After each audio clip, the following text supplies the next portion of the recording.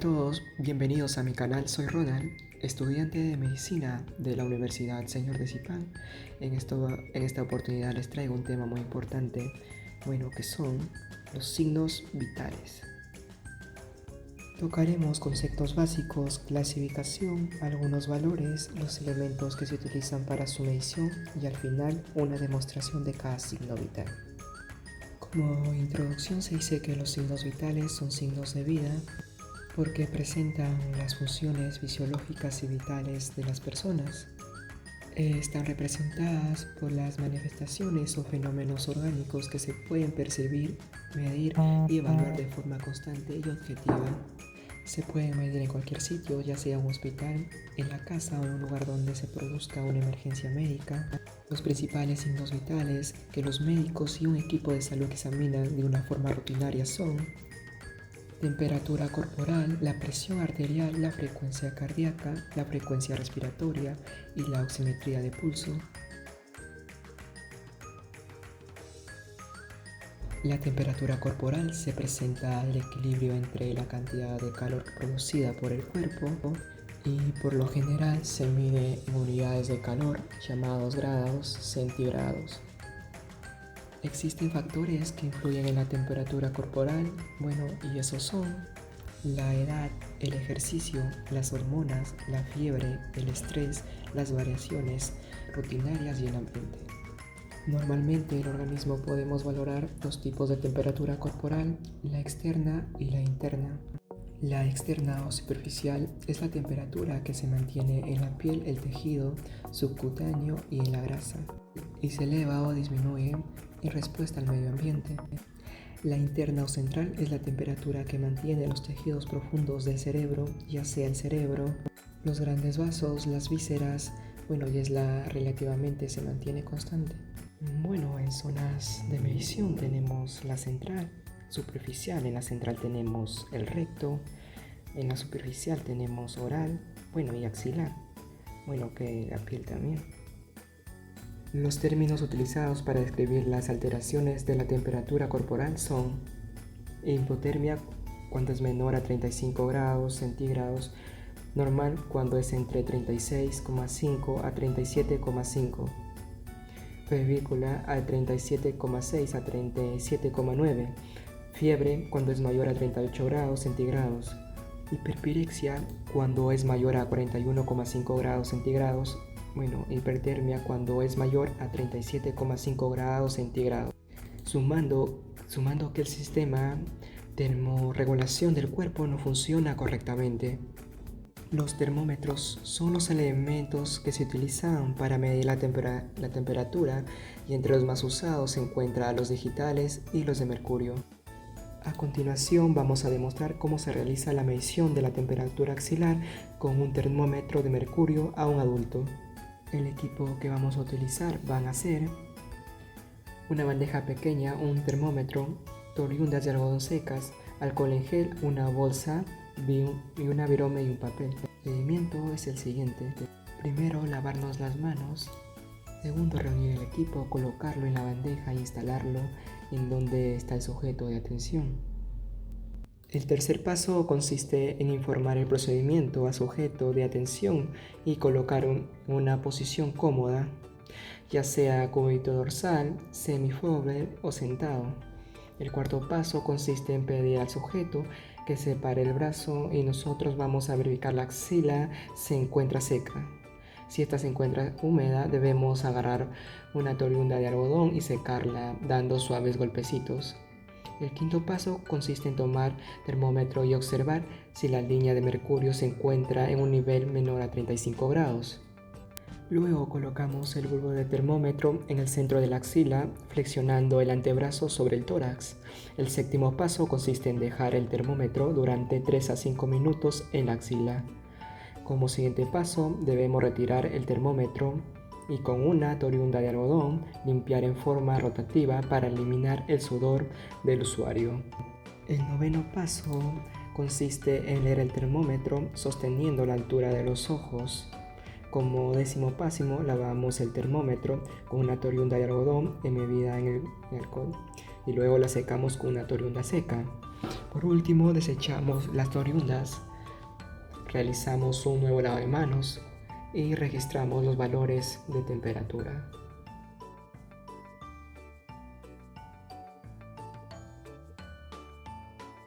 La presión arterial es la medición de la presión que ejerce la sangre contra las paredes de las arterias y la resistencia que ofrece estas en el pasaje de sangre que es impulsada desde el ventrículo izquierdo. La contracción y la relajación ventricular determina la presión sistólica y la presión diastólica. Se expresa en milímetros de mercurio. Dos conceptos: presión arterial máxima y mínima. La presión máxima o sistólica es la máxima presión que ejerce la sangre como resultado a la contracción o despolarización del ventrículo izquierdo, por lo tanto es la onda sanguínea más alta dentro de las arterias. La presión mínima o diastólica es la presión mínima de la sangre dentro de las arterias, como resultado de la relajación o repolarización ventricular. Existen factores que influyen en la presión arterial. Bueno, y estos son la edad, el sexo, la raza, el ejercicio, la obesidad, el tabaquismo, el estrés, el dolor, los medicamentos, las variaciones diurnas y las enfermedades. Esta es la clasificación de la presión arterial en mayores de 16 años. La presión arterial normal, la sistólica menor a 130 y o diastólica menor a 85. La presión arterial limítrofe, la sistólica entre 130 y 139 y o diastólica entre 85 a 89. Hipertensión nivel 1, la sistólica 140 a 159 y o diastólica 90 a 99. Hipertensión nivel 2 a 160 a 179 y o diastólica de 100 a 109. Hipertensión nivel 3 es cuando la sistólica es mayor o igual a 180 y o mayor o igual a 110 la diastólica. La hipertensión sistólica aislada, la sistólica es mayor o igual a 140 y la diastólica menor a 90. Y se considera hipotensión cuando los valores de sistólica es menor a 90 y la diastólica es menor a 60. El equipo necesario para valorar la presión arterial consta de un tensiómetro y un estetoscopio, incluyendo una hoja y un biorome para anotar los valores obtenidos. Estas son las recomendaciones generales para la medición de la presión arterial. El sujeto de atención no debe ingerir alimentos, fumar, beber por 30 minutos previos ante la toma. El sujeto debe estar relajado y sentarse cómodo en un ambiente tranquilo con una temperatura agradable. Hay que comentarle que los datos de la medición se le informan al finalizar el procedimiento. Tanto el operador como el usuario deben guardar silencio durante las tomas de la presión. En la primera consulta se realizan mediciones en ambos brazos y en las consultas sucesivas se hacen en el brazo que se ha registrado valores más elevados. Los pasos para la medición correcta de la presión son: lavarse las manos, reunir el equipo, colocarlo en la bandeja y trasladarlo hacia el sujeto de atención. El sujeto de atención debe permanecer sentado al menos 5 minutos en una habitación tranquila antes de realizar las mediciones. Con el apoyo dorsal, ambos pies apoyados sobre el suelo, el brazo a la altura cardíaca sin comprensión de la ropa, con el antebrazo pronado y apoyado sobre una superficie firme. El manguito de la cámara neumática deben ser adecuados a la circunferencia del brazo, cubriendo las 2/3 partes de él. Se coloca el borde distal 2 a 3 centímetros por arriba del pliegue de flexión del codo.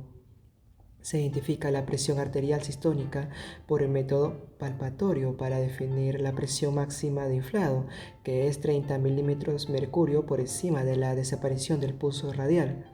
Luego se coloca la campana del estetoscopio sobre la arteria humeral por debajo del borde distal del manguito y se desinfla el manguito a 2 a 3 milímetros de mercurio por segundo. Se utiliza la fase 1 y 5 de Korokov para identificar la presión sistólica y la presión arterial diastólica.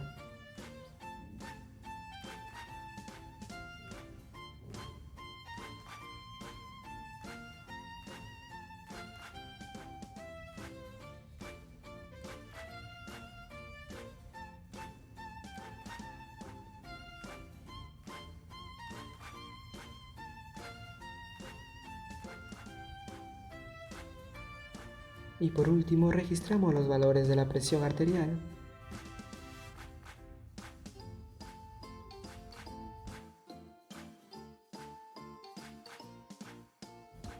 La frecuencia cardíaca mide la cantidad de veces del corazón late en un minuto. Se expresa en latidos por minuto. La forma más utilizada para obtener es mediante el pulso. El pulso es una onda de sangre creada por la contracción del ventrículo izquierdo del corazón.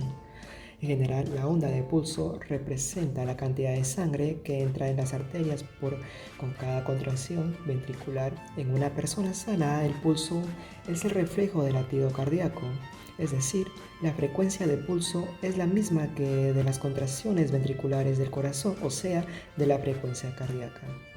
Sin embargo, en algunos tipos de enfermedades cardiovasculares, las frecuencias del latido cardíaco y el pulso suelen ser distintas. En estos casos, el profesional de salud debe elaborar el latido cardíaco y el pulso periférico. Un pulso periférico es el situado lejos del corazón, por ejemplo, el pulso radial. Por el contrario, el pulso apical es el pulso central, localizado en el vértice del corazón, el lugar conocido como punto de máximo impulso o choque de punta. Existen factores que pueden influir en la frecuencia cardíaca y estos son la edad, el sexo, el ejercicio, la fiebre, los medicamentos, la deshidratación, el estrés, la posición corporal, la presión de patologías. Los pulsos más buscados en los siguientes: el temporal, el carotídeo, el axilar, el braquial, el radial, el femoral, el popliteo, el tibial posterior, el pedio y por último el apical, que se encuentra en el vértice del corazón. El pulso se valora habitualmente mediante palpación o auscultación. Para palpar todos los pulsos, excepto el vértice del corazón, se utilizan los pulpejos de los 3 dedos centrales. Además, se utiliza un reloj para poder controlar el tiempo y una hoja y un virome para llevar un registro. Los valores del pulso se miden a partir del número de pulsiones o latidos que ocurre en un minuto, o sea, a partir de la frecuencia cardíaca. La frecuencia cardíaca varía de acuerdo a diferentes factores, siendo el más importante la edad. En niños de 1 año, la frecuencia cardíaca oscila entre 80 a 160 latidos por minuto. En niños de 4 años, la frecuencia cardíaca oscila entre 80 a 120 latidos por minuto. En niños de 7 años, la frecuencia cardíaca oscila entre 70 a 110 por minuto. En los adolescentes, la frecuencia cardíaca oscila entre 60 a 100 latidos por minuto. En el adulto joven sano reposo, la frecuencia cardíaca puede oscilar entre 60 a 100 latidos por minuto. En los ancianos más de 70 años, la frecuencia cardíaca puede oscilar entre 55 a 90 latidos por minuto. Como la frecuencia del pulso es la expresión del número de contracciones del corazón, habitualmente emplean los términos taquicardia y braquicardia, tanto para calificar las modificaciones de la frecuencia cardíaca como. Y en estos podemos encontrar 2 alteraciones. Taquicardia se denomina el aumento de frecuencia del pulso cuando es mayor a 100 latidos por minuto. Y bradicardia se denomina a la disminución de frecuencia de pulso cuando éste llega a ser menor de 60 latidos por minuto. Estos son los pasos para la medición de la frecuencia cardíaca en el pulso radial. Primero debemos lavarnos las manos. Segundo, debemos identificar y orientar al sujeto de atención sobre el procedimiento que vamos a realizar. Tercero, se ayuda al sujeto de atención a adoptar una posición más cómoda de reposo, ya sea de cúbito dorsal o sentado. Con nuestros dedos medio y anular debemos presionar con suavidad las arterias radial. Localizamos el pulso y contamos durante 60 segundos con ayuda de nuestro reloj. Por último, debemos realizar las anotaciones.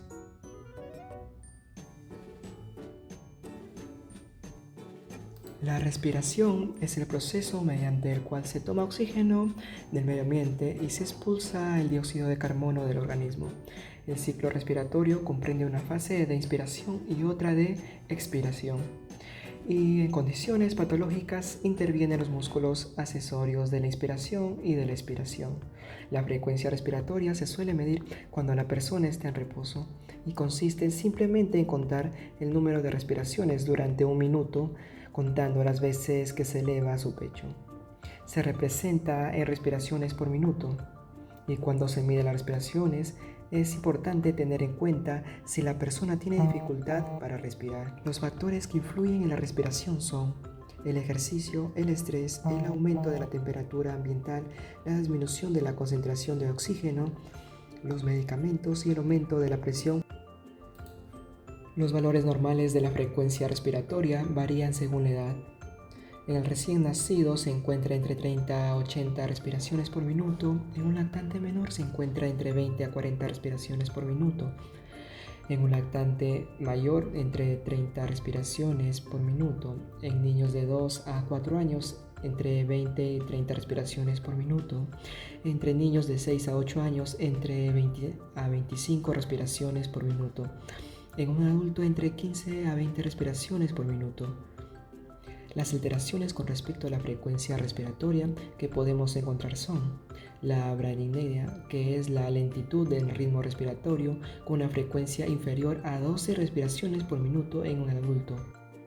Las alteraciones con respecto a la frecuencia respiratoria que podemos encontrar son la bradineia, que es la lentitud del ritmo respiratorio con una frecuencia inferior a 12 respiraciones por minuto en el adulto, menos el 20 en escolares y menos el 30 en lactantes. Taquinea, cuando la frecuencia respiratoria es superior a 20 respiraciones por minuto en el adulto, a más de 30 en escolares y más de 50 en lactantes.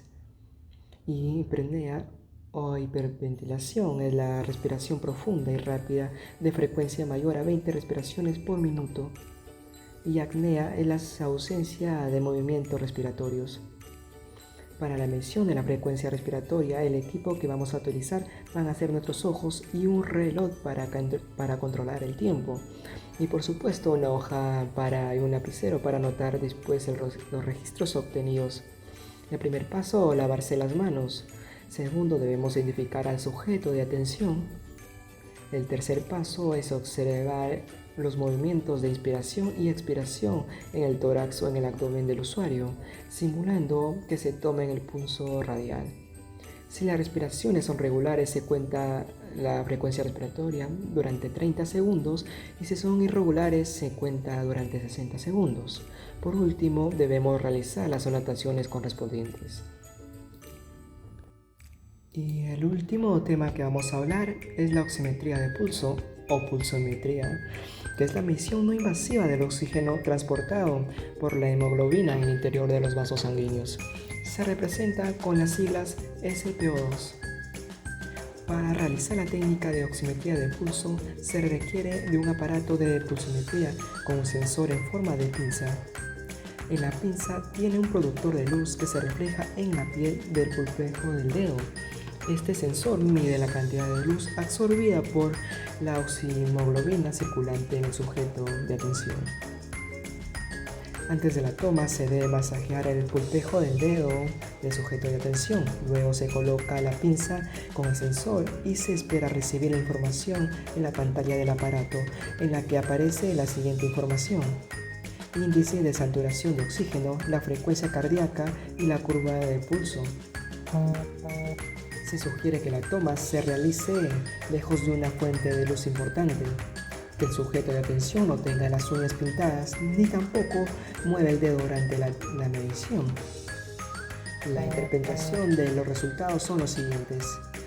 Con condiciones normales, la saturación debe superar al 95%.